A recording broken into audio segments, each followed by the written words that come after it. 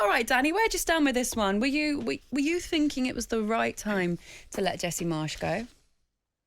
I was a little bit surprised, in all honesty, simply because the fact that he's been heavily backed in the last transfer window, was given lots of his signings, players that he knows, players that he has, a personal relationship with. And again, he was backed in this window as well. I just think lots of factors have come together at once. Obviously, Sean Dyche going in at Everton and then picking up a win. Wolves beating Liverpool. Nottingham Forest obviously beating Leeds as well. And maybe the board at Leeds have just looked at it, and I think they've panicked a little bit because clearly there's no immediate plan who they're going to bring in next. Add that some of Jesse Marsch's comments in press comments recently about, they're not in a relegation battle. He doesn't like being in a job where it's all about results. Some of those sort of things maybe haven't gone down particularly well. And I just think they've looked at it and thought, with two massive games coming up, if they were to get beaten heavily in one of those games and beaten in the other, and then they face Everton, who, obviously coming off the back of that, who knows what will happen in the next couple of games.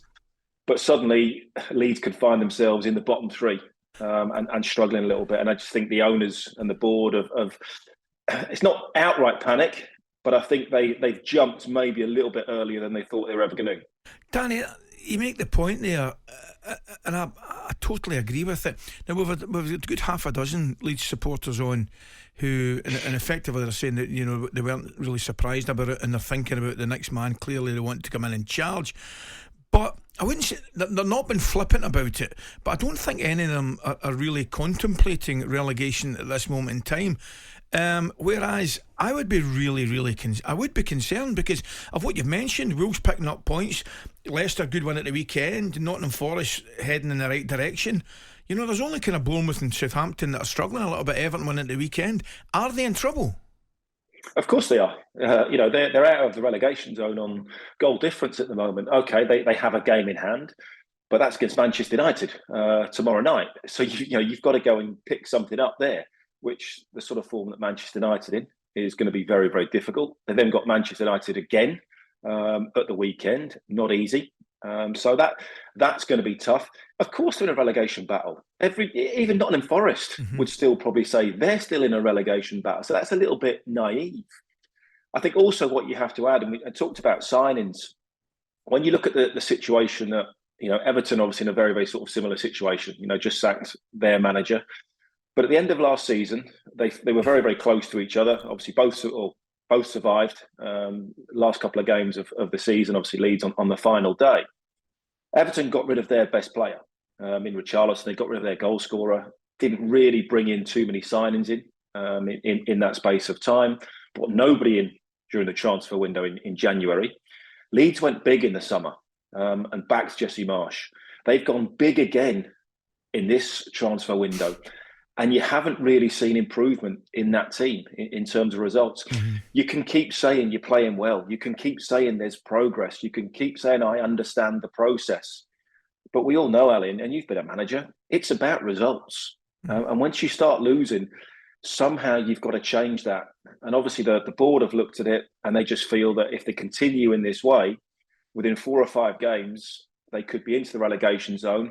And then we all know it's very, very difficult to get yourself out of it. Some of these names that are popping up at the moment: Ange Postecoglou, Celtic, Ralph Hasen, who of course just left Southampton.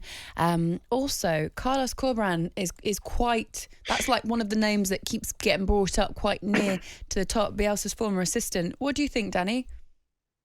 I think it's difficult. It's a very, very attractive job still, without a doubt. I think you have to look at the players. And understand that a lot of those were Jesse Marsch's players. Does a new manager want them? Carlos Corberán obviously has been there before as a coach under Marcelo Bielsa. He's doing well at the moment. There's always that. Yes, it's a bigger club, but I don't know. Ali's probably in a better position, having been a manager. I'd look at it and think, well, I'm doing well at this club. I'm settled at the moment. My stock is quite high.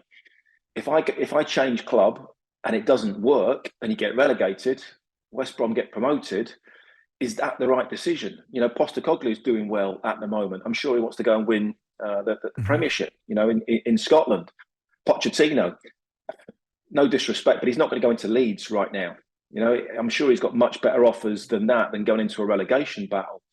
So it's difficult. But again, this is what I mean by hitting sort of the big red panic button with no plan going forward. We saw in the past when, Tottenham did it.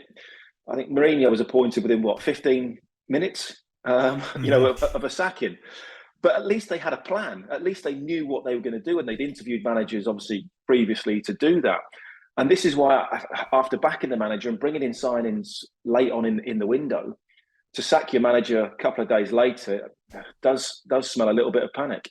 Danny, well, we've got you on, mate. What's your views? You've obviously been following the story. Manchester City been charged with more than 100 breaches of its financial rules. Came after a 4-year investigation, obviously coming in the back of when they were banned for 2 years, which they appealed and won. This is serious, eh? Yeah, it is. The fact that the authorities are coming after them again after they've overcome the first hurdle in that. Obviously, Pep's been outspoken about it in the past as well. That said that if he's been lied to or the wool has been pulled over his eyes, then he's happy to walk away. You have to assume that there's something in it. If not, why would the authorities come back again? After Manchester City, as you say, sort of won that appeal and overturned it the first time around. I'm sure this is going to drag on. There's going to be no quick outcome to this. We saw before how long it took. The amount of paperwork that there will be, the amount of going back in history, the amount of lawyers that will be involved. The lawyer's going to make a few quid out of it. That is for sure. But I think it's serious. But I think if you're going to look at Manchester City, then surely you've got to start looking at every other Premier League club. And I'm not just talking about Chelsea and the way that they're spending, because maybe they have a plan with those sort of 8-10-year contracts.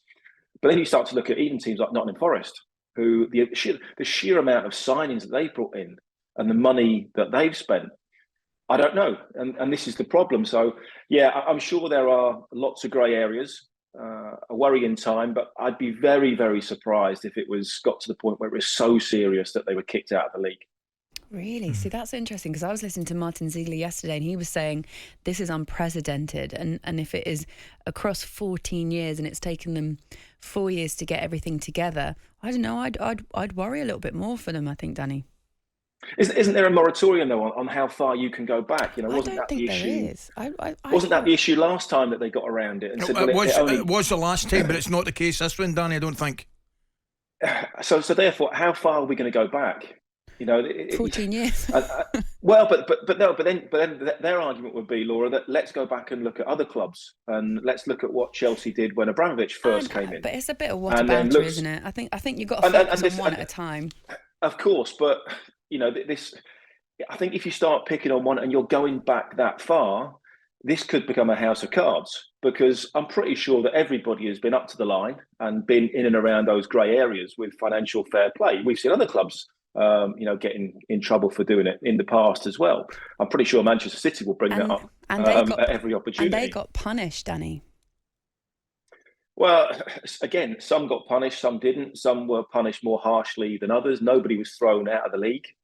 So again, when you read the sanctions that can be put in place, it basically goes from, the club being disbanded and thrown out of the league and never allowed to play again, to a slap on the wrist and saying you're a naughty boy, and everywhere in between that, about 15 different sanctions. So I think this is going to have a long, long time to run. There'll be no quick answer in all this. I'll be very, very surprised if this is concluded within a couple of years. talkSPORT Breakfast with Laura Woods, Monday to Wednesday mornings 6 till 10 on AM, on DAB, via the talkSPORT app and on your smart speaker.